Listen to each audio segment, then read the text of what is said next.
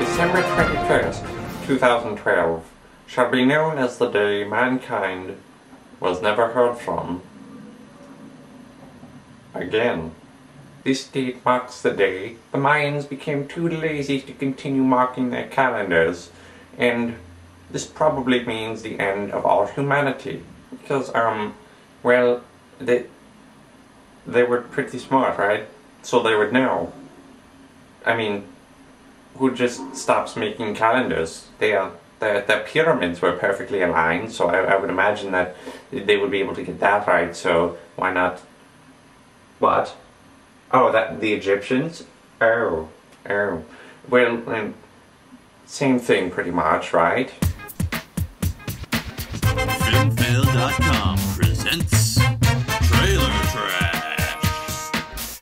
Welcome to Film Fail. I'm Dan Rickmers, and today we're going to be looking at 2012 and Gentlemen Broncos. 2012 is basically the story of a young prostitute named John Cusack, who comes home from a hard day of prostituting, and then he makes the grave mistake of telling his wife not to listen to Arnold Schwarzenegger. Consequently, California sinks into the ocean, and everyone dies. That is a metaphor. Moral: when Schwarzenegger tells you to get to the chopper, you get to the chopper! Run! Go! Get to the chopper! And if you don't do it, then this happens.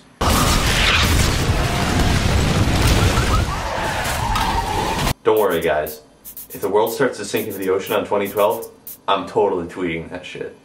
Do you ever feel like that all these disaster movies just reuse the same stock footage of the same landmarks getting destroyed? Why is the Cloverfield monster in the shot of Day After Tomorrow? Cloverfield wasn't even made yet, was it? This looks photoshopped. I can tell from some of the pixels. And from having seen quite a few shops in my time. So if you haven't heard of Gentlemen Broncos, consider yourself lucky. It's the third in the downward spiraling career of the people whose greatest contribution to the world of cinema is Napoleon Dynamite, followed by Nacho Libre. Needless to say, this movie is terrible, and the only way it could feature more anus jokes is if it was written by your 7-year-old cousin. And if you were to see it, you just might make that mistake. I wouldn't really worry about having to go see it though. This movie is so obviously terrible that Fox Searchlight Pictures shut down its nationwide release after having such an awful opening weekend. This film has literally failed. Alright everyone, say it with me. Film fail! I wonder if anyone actually said it.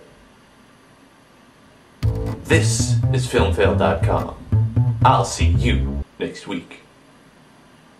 Goodbye.